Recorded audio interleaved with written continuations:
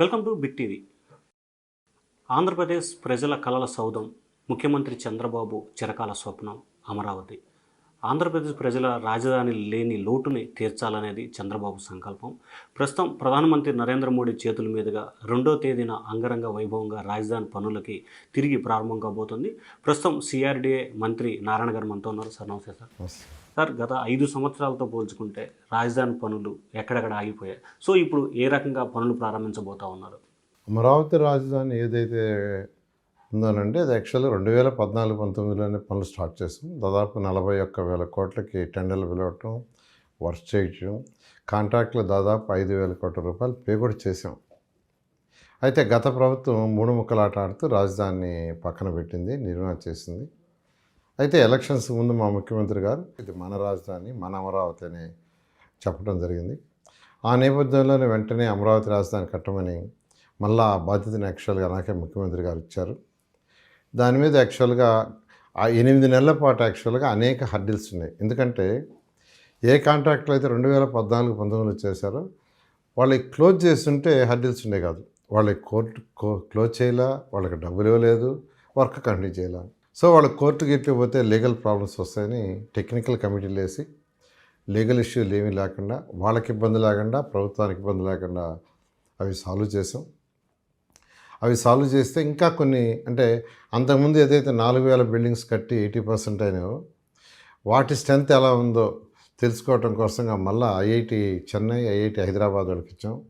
వాళ్ళు ఒక 3 months time తీసుకున్నారు. అంతేకాకుండా రివర్స్ టెండరింగ్ అని, జ్యుడిషియల్ రివ్యూ అని రకరకాల గత ప్రభుత్వం తెచ్చింది. వాటినన్నింటినీ యాక్చువల్గా రివైజ్ చేయడం కోసంగా మళ్ళీ అసెంబ్లీలో పెట్టాల్సి వచ్చింది. దానికోసం వెయిట్ చేయాల్సి, వీటన్నిటి కూడా ఒక 8 నెలలు ఆల్మోస్ట్ టైం వేస్ట్ అయింది. వేస్ట్ అంటే ఇంక తప్పదు, ఎందుకంటే మళ్ళీ లీగల్ ఇష్యూస్ అవి రాకుండా చూసుకోవాలి. అది అయిన వెంటనే యాక్చువల్గా టెండర్లు పిలిచాం. సిఆర్డీ అథారిటీ 64,000 కోట్లకి టెండర్ పిలిచేటట్టుగా యాక్చువల్గా అనుమతి ఇచ్చింది.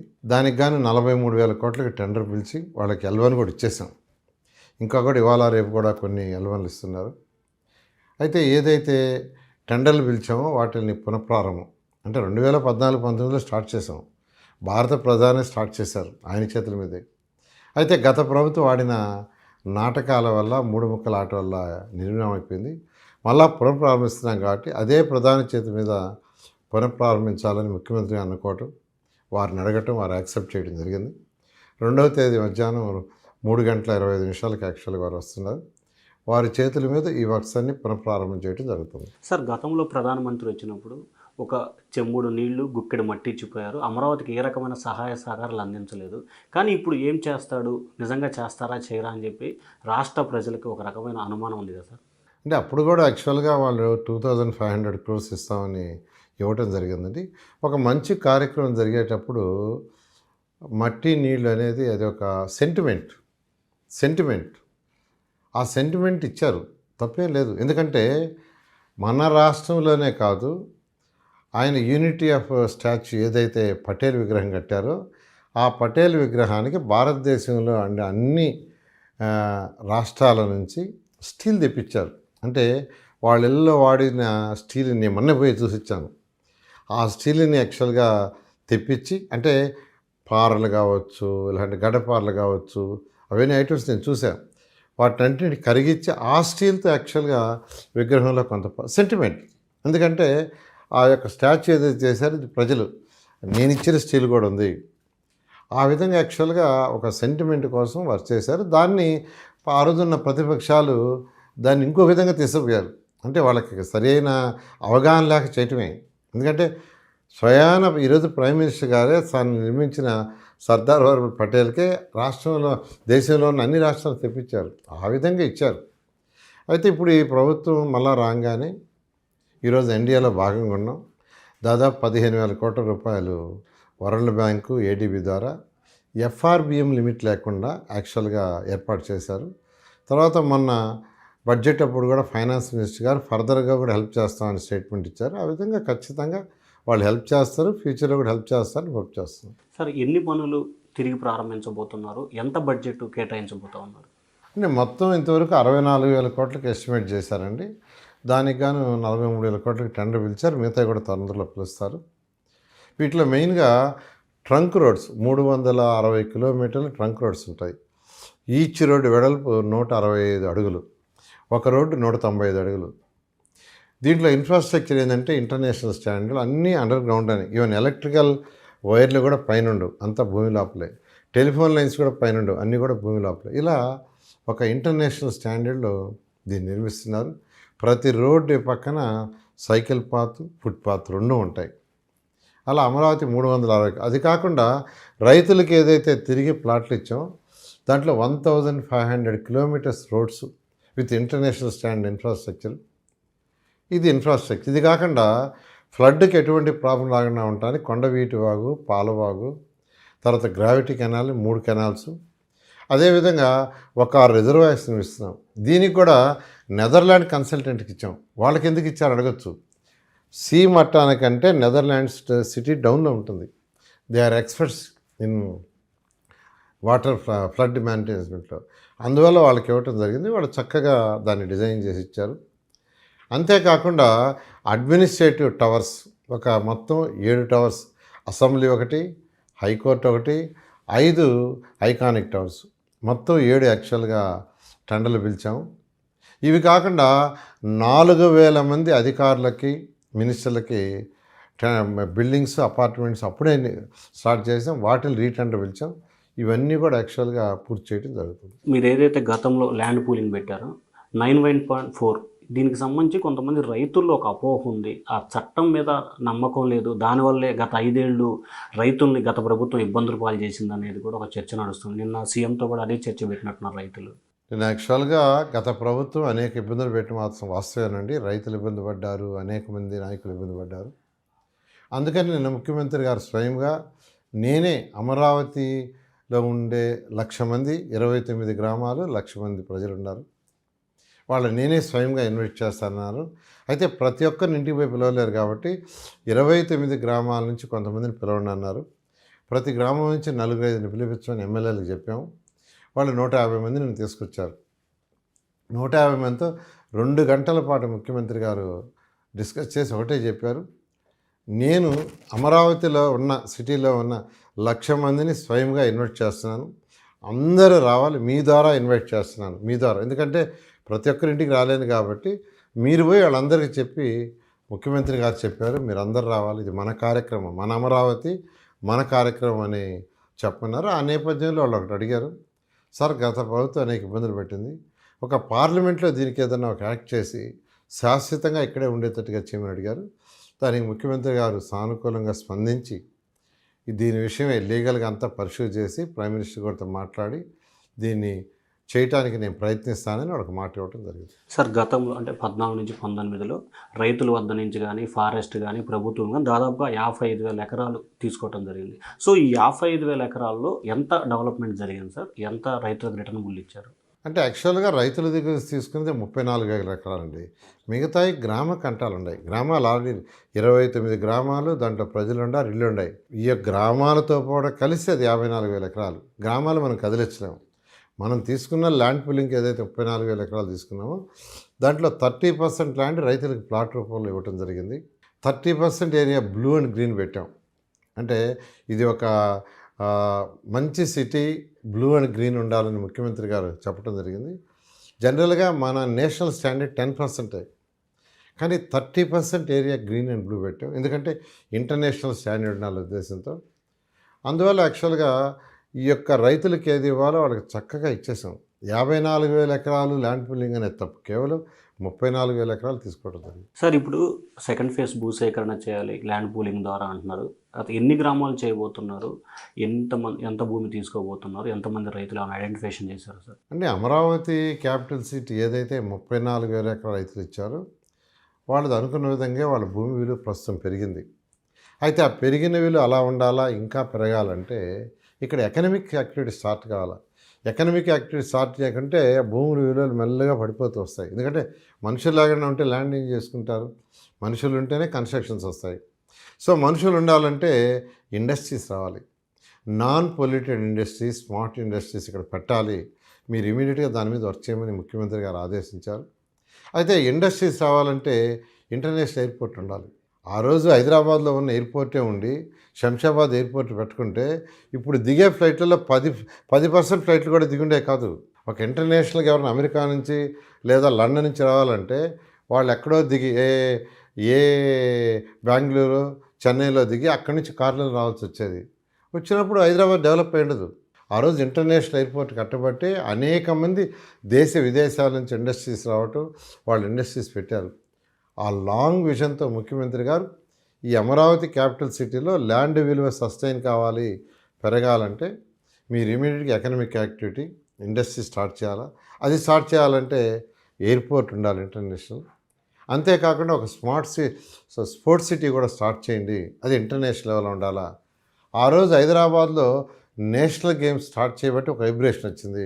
ఎందుకంటే ఒక ఇంటర్నేషనల్ స్పోర్ట్స్ సిటీ ఉంటే ఎప్పుడు యాక్టివిటీ జరుగుతుంటుంది. యాక్టివిటీ జరిగేటప్పుడు అక్కడికి వచ్చే వాళ్ళకి వసతి లాడ్జెస్ కావాలి, హోటల్స్ కావాలి, తర్వాత వాళ్ళు ఏదైనా చూడటానికి పార్కులు గీర్కులు, అటువంటి టూరిజం. సో ఒకదానికి ఒక డెవలప్ అవుతుంది, రాష్ట్రానికి ఇన్కమ్ వస్తుంది, దేశానికి ఇన్కమ్ వస్తుంది. కాబట్టి అవి చేయమన్నారు. దానికి సుమారుగా ఒక 10,000 ఎకరాలు కావాలి. అయితే 10,000 ఎకరాలు ల్యాండ్ అక్విజిషనా, ల్యాండ్ పుల్లింగా, అది యాక్చువల్గా ప్రజాప్రతినిధులకు వదిలేస్తాం. మీరు ప్రజలతో మాట్లాడండి, రైతులతో. వాళ్ళ ల్యాండ్ అక్విజిషన్ అంటే ల్యాండ్ అక్విజిషన్ పోతాం, లేదంటే ల్యాండ్ అక్విజిషన్ అయితే ఒక 10,000 ఎకరాలు తీసేసుకుంటే అయిపోతుంది. ల్యాండ్ పుల్లింగ్ అయితే దాదాపు 40,000 ఎకరాలు తీసుకోవాలా, దాంట్లో 30% రైతులకు ఇవ్వాలా, మళ్ళీ గ్రీన్ అండ్ బ్లూ ఎన్ని వస్తాయి, ఇక్కడ ఒక 30% పోతుంది. ఆఖరాకి మిగిలేది ఏంటంటే ఆ యొక్క ఎయిర్పోర్ట్ కట్టడానికి, తర్వాత అక్కడ ఇన్ఫ్రాస్ట్రక్చర్ చేయడానికి, నాన్ పొల్యూటెడ్ ఇండస్ట్రీస్కి. అది ఎమ్మెల్యేలకు చెప్పాము, అధికారులకు చెప్పాం, వాళ్ళు గ్రామ సభలు జరుపుతున్నారు. గ్రామ సభల్లో ప్రజలు కోరుకుంటే దాని ప్రకారం ముందుకు పోవట్లేదు. సార్, గతంలో ఈ గ్రామ కంటాల విభేదాలు చాలా ఉన్నాయి, వాటిని పరిష్కరించారు సార్? ఇంకా 1-2 చోట్ల కూడా ఉన్నట్టున్నాయి. గ్రామ కంటాలు యాక్చువల్గా ఆల్మోస్ట్ 99% సాల్వ్ చేసామండి.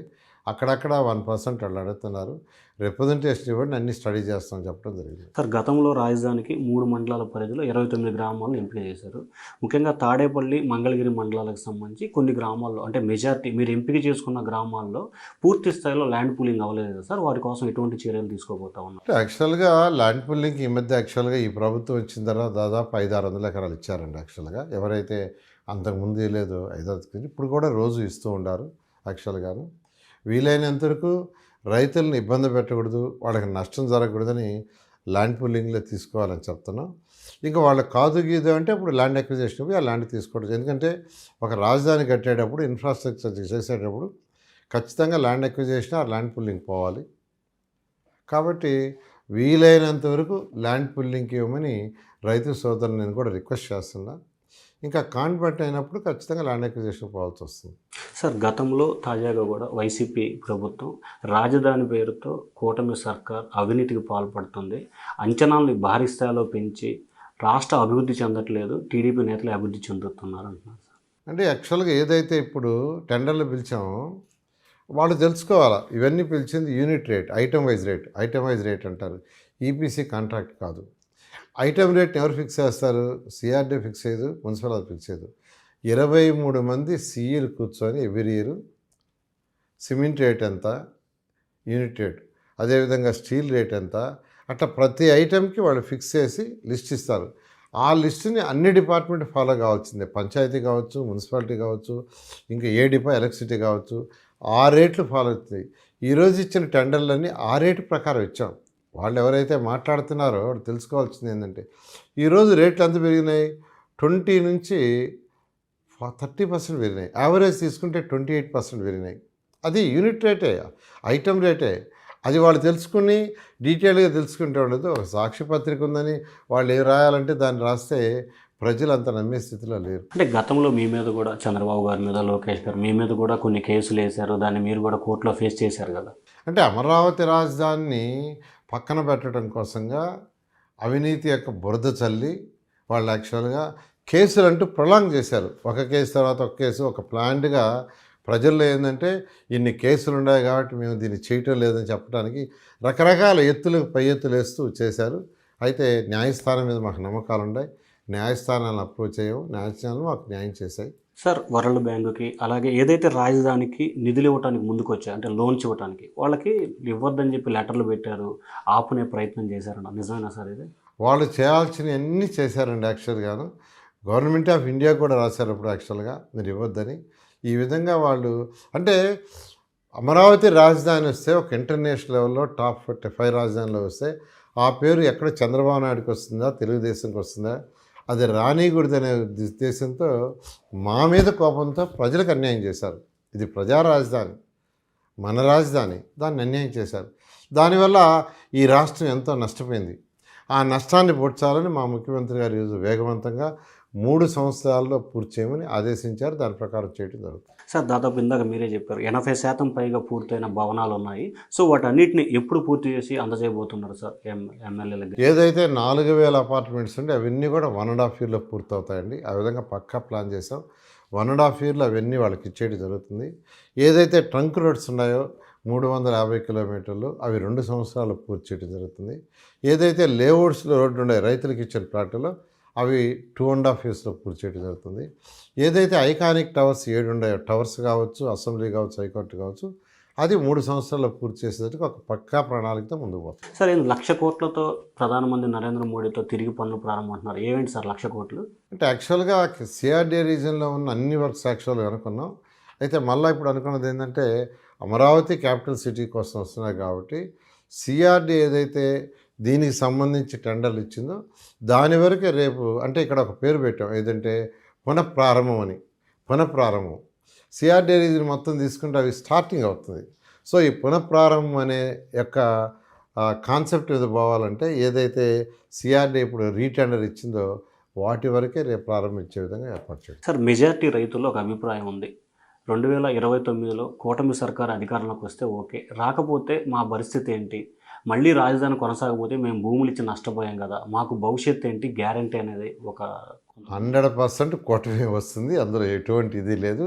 రాబోయే 3 సంవత్సరాలనే అమరావతిని పూర్తిగా పర్ఫెక్ట్గా చేసి ఒక మంచి ఎకనామిక్ సిటీ గ్రోత్ ఇంజిన్గా దీన్ని తయారు చేయడం జరుగుతుంది. ఇక్కడ వచ్చే ఆదాయం వల్ల రాష్ట్రంలో అన్ని జిల్లాలకు ఉపయోగపడుతుంది. ఇప్పుడు హైదరాబాద్ తీసుకుంటే తెలంగాణకు వచ్చే ఆదాయంలో 75% హైదరాబాద్లో వస్తుంది. దాన్ని మిగతా జిల్లాలకు యాక్చువల్గా డిస్ట్రిబ్యూట్ చేస్తున్నారు. ముఖ్యమంత్రి గారి ఉద్దేశం కూడా అదే. ఇక్కడ ఎకనామిక్ గ్రోత్ వస్తే దానివల్ల వచ్చే ఆదాయం వల్ల 26 జిల్లాలుకి మనం స్పెండ్ చేయొచ్చు, అక్కడ కూడా డెవలప్ చేయొచ్చు.